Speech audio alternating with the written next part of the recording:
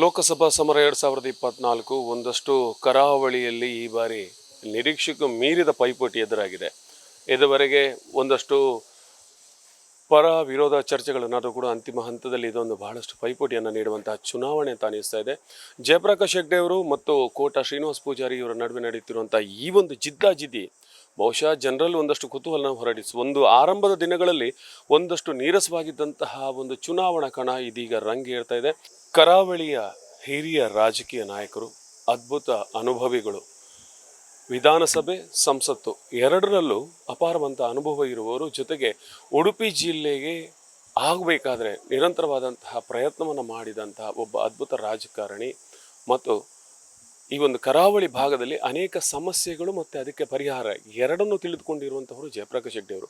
ಈ ಬಾರಿಯ ಉಡುಪಿ ಚಿಕ್ಕಮಗಳೂರು ಲೋಕಸಭಾ ಕ್ಷೇತ್ರದ ಕಾಂಗ್ರೆಸ್ ಅಭ್ಯರ್ಥಿಯಾಗಿದ್ದಾರೆ. ಈ ಸಂದರ್ಭದಲ್ಲಿ ಬಿಡುವಿಲ್ಲದೆ ನಿರಂತರವಾಗಿ ಚಿಕ್ಕಮಗಳೂರು ಮತ್ತು ಉಡುಪಿ ಎರಡು ಜಿಲ್ಲೆಗಳಲ್ಲಿ ಓಡಾಟವನ್ನು ಮಾಡ್ತಾ ಇರುವರು. ಈಗ ಈ ಬಗ್ಗೆ ಅವರನ್ನೇ ಮಾತಾಡಿಸೋಣ. ಹೇಗಿದೆ ಟ್ರೆಂಡ್ ಅಂತ ಕೇಳೋಣ. ಸರ್, ಹೇಗೆ ಸರ್? ನಮಸ್ಕಾರ ಎಲ್ರಿಗೂ. ಚೆನ್ನಾಗಿದೆ. ಈಗ ಪ್ರಾರಂಭದ ದಿನಗಳಲ್ಲಿ ಹೋರಾಟ ಅಂತ ಇದ್ರು, ಬಟ್ ಈಗ ಮುಂದೆ ಹೋದಾಗ ಕಾಣ್ತದೆ. ನಾವು ಒಂದಷ್ಟು ಸರ್ಕಾರ, ರಾಜ್ಯ ಸರ್ಕಾರ ಮಾಡಿರುವಂಥ ಯೋಜನೆಗಳಿರ್ಬೋದು, ಗ್ಯಾರಂಟಿಗಳು ಯಾವುದೇ ಇರಬಹುದು, ಒಂದಷ್ಟು ಪರ ವಿರೋಧದ ನಡುವೆ ಅದು ಲೋಕಸಭಾ ಎಲೆಕ್ಷನ್ ನಿಮಗೆ ಹೇಗೆ ಅದು ಸಹಕಾರಿಯಾಯಿತು? ಈಗ ರಾಜ್ಯ ಸರ್ಕಾರ ಕೊಟ್ಟಂಥ ಗ್ಯಾರಂಟಿಗಳು ಚುನಾವಣೆ ಪೂರ್ವದಲ್ಲಿ ಘೋಷಣೆ ಮಾಡಿದ್ದು, ಆದರೆ ಈ ಭಾಗದ ಜನ ಅದನ್ನು ಅಷ್ಟು ನಂಬಿರಲಿಲ್ಲ. ಈ ಸಲ ಕೊಟ್ಟಾಗಿದೆ, ಮತ್ತು ಕೇಂದ್ರದಲ್ಲಿ ಸರ್ಕಾರ ಬಂದರೆ ಯಾವುದನ್ನು ಮಾಡ್ತೇವೆ ಅಂತ ಹೇಳಿದ್ದಾರೆ. ಅದರಿಂದ ಜನರ ನಂಬಿಕೆ ಉಳಿಸ್ಕೊಂಡಿದೆ ಸರ್ಕಾರ. ಹಾಗೆ ಹಿಂದೆ BJP ಸರ್ಕಾರ, ನಾನು 2014ರಲ್ಲಿ ಸೋತಿದ್ದೆ. ಕಾರಣ ಇಷ್ಟೇ, ಅವರು ವಿದೇಶದಿಂದ ಕಪ್ಪು ಹಣ ತಂದು 15 ಲಕ್ಷ ಪ್ರತಿ ಖಾತೆಗೆ ಹಾಕ್ತೇವೆ ಅಂತ ಹೇಳಿದಾರಲ್ಲ, ಅದು ಇನ್ನೂ ಹಾಕಲಿಲ್ಲ. 2 ಕೋಟಿ ಉದ್ಯೋಗವನ್ನು ಸೃಷ್ಟಿ ಮಾಡ್ತೇವೆ ಅಂತ ಹೇಳೋದು ಆಗಲಿಲ್ಲ. ಆಡಿದ ಮಾತು ಅವರು ಉಳಿಸ್ಕೊಳ್ಳಿಲ್ಲ. ಈಗ ಈ ಸರ್ಕಾರ ಆಡಿದ ಮಾತು ಉಳಿಸ್ಕೊಂಡಿದೆ. ಇಂದ ಜನ ಮನೆಗೆ ಹೋದಾಗ ಅಥವಾ ನಾವು ಕೆಲವು ಕಡೆಯಲ್ಲಿ ಪಬ್ಲಿಕ್ ಮೀಟಿಂಗಿಗೆ ಹೋದಾಗ ಅವರೇ ಬಂದು ಹೇಳ್ತಾರೆ, ಭಾರಿ ಖುಷಿ ಪಟ್ಟಿದ್ದಾರೆ.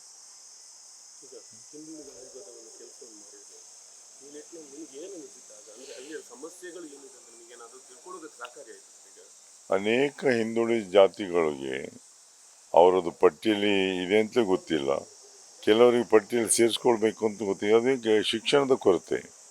ಅದಕ್ಕೋಸ್ಕರ ನಾವು ಅದನ್ನು ಅಧ್ಯಯನವನ್ನು ಮಾಡಿ ಹುಡುಕಿ ಹಾಕಿದ್ದೇವೆ. ಯಾವ ಹಿಂದುಳಿದ ವರ್ಗದವರು ಧ್ವನಿ ಇಲ್ಲ, ಅವರಿಗೆ ಧ್ವನಿಯಾಗಿ ಕೆಲಸ ಆಯೋಗ ಮಾಡಿದೆ. ಅದನ್ನು ಪ್ರಾಯಶಃ ಸರ್ಕಾರ ಚುನಾವಣೆ ಪೂರ್ವದಲ್ಲಿ ಸಮಯ ಸಿಕ್ಕಲಿಲ್ಲ. ಇದ್ರ ಕ್ಯಾಬಿನೆಟ್ನಲ್ಲಿ ಯಾವುದಾದ್ರು ಒಂದು ಡಿಸಿಷನ್ ತಗೊಂಡಿದ್ದರೆ ಒಳ್ಳೆಯದಿತ್ತು ಅಂತ ನನ್ನ ಅಭಿಪ್ರಾಯ.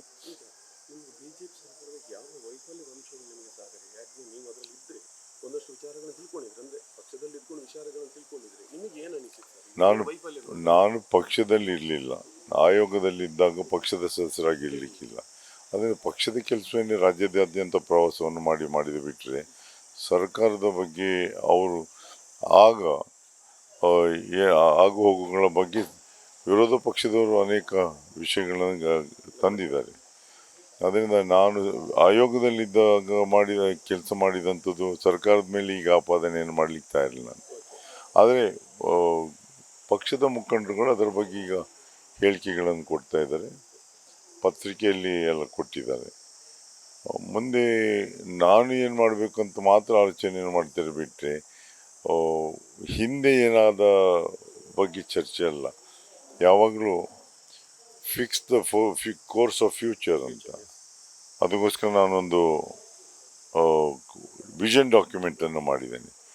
ಯಾವ್ಯಾವ ಕೃಷಿಯಲ್ಲಿ ಏನು ಮಾಡಬೇಕು, ತೋಟಗಾರಿಕೆಯಲ್ಲಿ ಏನು ಮಾಡಬೇಕು, ವೈದ್ಯಕೀಯ ನನ್ನ ಕನಸುಗಳ ಬಗ್ಗೆ ನಾನು ಒಂದು ಮಾಡಿದ್ದೇನೆ. ಅದನ್ನು ಎಲ್ಲ ಮನೆಗೆ ತಲುಪಿಸಿ.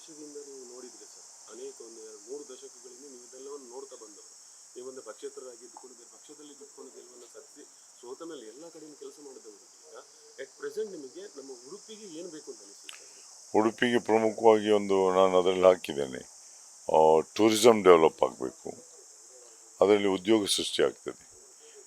ಪರಿಸರ ಸ್ನೇಹಿ ಅದು.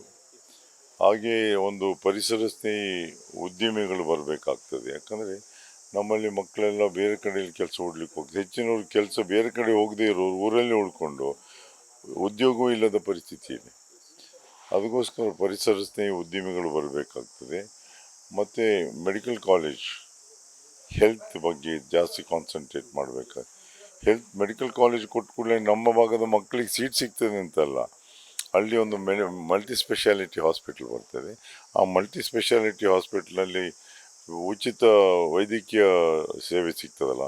ಈಗೇನಾಗ್ತಾ ಇದೆ, ಆಯುಷ್ಮಾನ್ ಕಾರ್ಡು ಇನ್ನೊಂದು ಮತ್ತೊಂದರ ಮೇಲೆ ಡಿಪೆಂಡ್ ಆಗ್ತದೆ. ಆಯುಷ್ಮಾನ್ ಕಾರ್ಡ್ ಸಹ ನೇರವಾಗಿ ಹೋಗಿ ಆಸ್ಪತ್ರೆಗೆ ಚಿಕಿತ್ಸೆಗೆ ಹೋಗ್ಲಿಕ್ಕಿಲ್ಲ. ಸರ್ಕಾರಿ ಆಸ್ಪತ್ರೆಯಿಂದ ಒಂದು ಪತ್ರವನ್ನು ತಗೊಂಡು ಹೋಗ್ಬೇಕು. ಅಲ್ಲಿ ಹೋದ್ಮೇಲೆ ಬೆಡ್ ಇಲ್ಲ, ಯಾಕಂದ್ರೆ ಲಿಮಿಟೆಡ್ ಬೆಡ್ಸ್ ಇರುವಂಥದ್ದು. ಅದಕ್ಕೆ ಆಸ್ಪತ್ರೆ ಭಾಳ ಅಗತ್ಯ ಇದೆ. ಮತ್ತು ಶಿಕ್ಷಣದ ಬಗ್ಗೆ ಹೆಚ್ಚು ಒತ್ತನ್ನು ಕೊಡಬೇಕಾಗ್ತದೆ.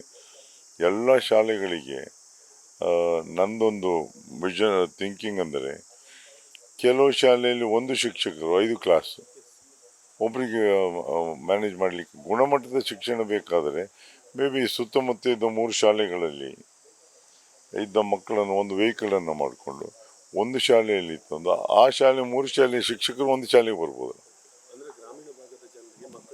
ಗುಣಮಟ್ಟದ ಶಿಕ್ಷಣ ಸಿಗಬೇಕು ಅನ್ನೋಂಥದ್ದು ನನ್ನ ಅಭಿಪ್ರಾಯ.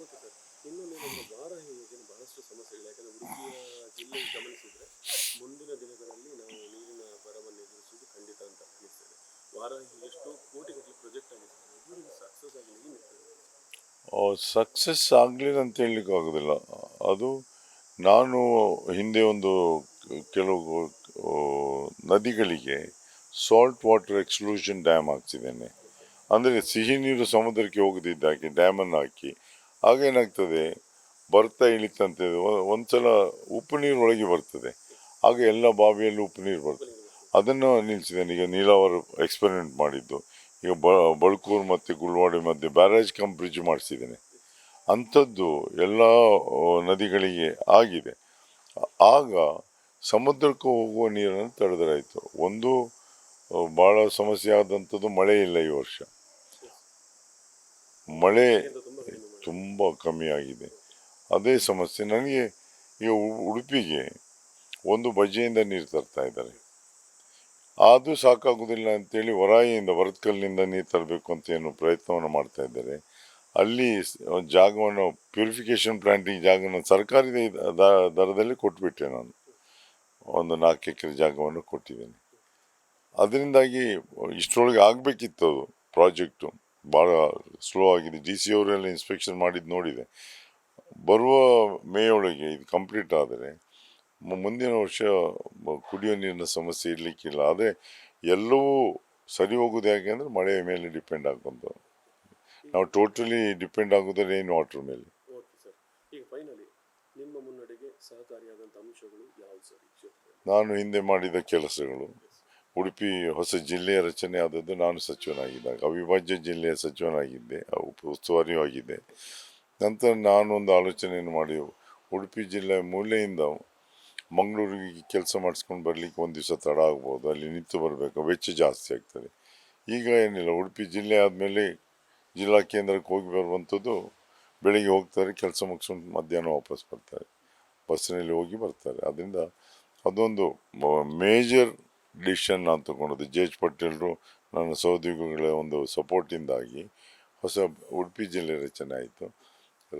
ಹೆದ್ದಾರಿಗಳು, ರಾಜ್ಯ ಹೆದ್ದಾರಿ, ರಾಷ್ಟ್ರೀಯ ಹೆದ್ದಾರಿ, ಬ್ರಿಡ್ಜಸ್ಸು, ಡ್ಯಾಮ್ಸು, ರೈತರ ಬಗ್ಗೆ. ಈಗ ರೈತರಿಗೆ ಡ್ಯಾಮ್ಸ್ ಇಲ್ಲದೆ ಇದ್ದಿದ್ದರೆ ಕೃಷಿಗೆ ಭಾಳ ತೊಂದರೆ ಆಗ್ತದೆ, ಭಾಳ ಕಷ್ಟ. ಅದರೊಟ್ಟಿಗೆ ಹೆಚ್ಚಿನವ್ರದ್ದು ಅಭಿಪ್ರಾಯ, ಒಂದು ಬ್ರಿಡ್ಜ್ ಮಾಡಿದರೆ ಓಡಾಡಲಿಕ್ಕೆ ಮಾತ್ರ ಅಲ್ಲ, ರೈತರಿಗೆ ಅವರ ಬೆಳೆಯನ್ನು ಹತ್ತಿರದ ಮಾರುಕಟ್ಟೆಗೆ ತಗೊಂಡು ಹೋಗ್ಲಿಕ್ಕೆ ಆಗ್ತದೆ ಮಾತ್ರ ಅಲ್ಲ, ಆಸುಪಾಸಿನ ರೈತರ ಭೂಮಿಯ ಬೆಲೆಯೂ ಜಾಸ್ತಿ ಆಯಿತು. ಅದನ್ನು ನಾನು ಉಳಿದಂತೆ ಮೆಡಿಕಲ್ ಕಾಲೇಜು, ಹಾಸ್ಪಿಟ್ಲು, ಇದರ ಬಗ್ಗೆ ಭಾಳ ಪ್ರಮುಖವಾಗಿ ಇದನ್ನು ಇನ್ನೂ ಹೆಚ್ಚು ಮಾಡಬೇಕಾಗ್ತದೆ. Check dams. ಕಾಂಗ್ರೆಸ್ ಪಕ್ಷದ ಅಭ್ಯರ್ಥಿ ಜಯಪ್ರಕಾಶ್ ಶೆಟ್ಟಿ ಅವರ ಮಾತುಗಳು ಒಂದಷ್ಟು ಟಫ್ ಫೈಟ್ ಇರೋದಂತೂ ನಿಜ. ಆದರೆ ಮತದಾರ ಯಾರ ಪರ ಒಲವು ತೋರ್ತಾನೆ ಅನ್ನೋದನ್ನು ನೋಡಬೇಕು. ಕ್ಯಾಮ್ರಾ ಪರ್ಸನ್ ಧನುಷ್ ಜೊತೆ ನಾಗರಾಜ್ ಬರ್ಕಡಿ, ಸ್ಪಂದನ TV, ಉಡುಪಿ.